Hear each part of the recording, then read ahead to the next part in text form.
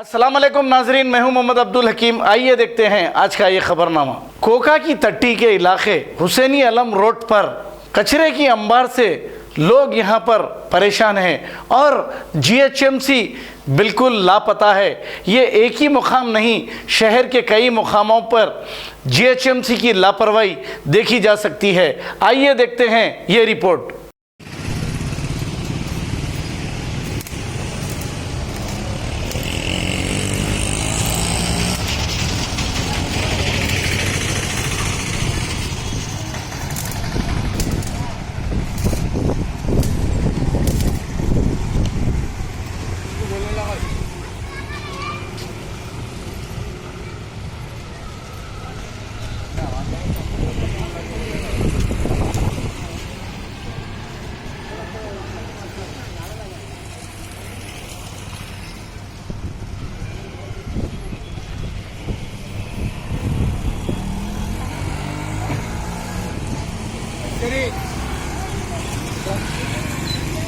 Germanton hospital orthopaedic से मुताल्लिक हर मरीज यहाँ शिफायाब।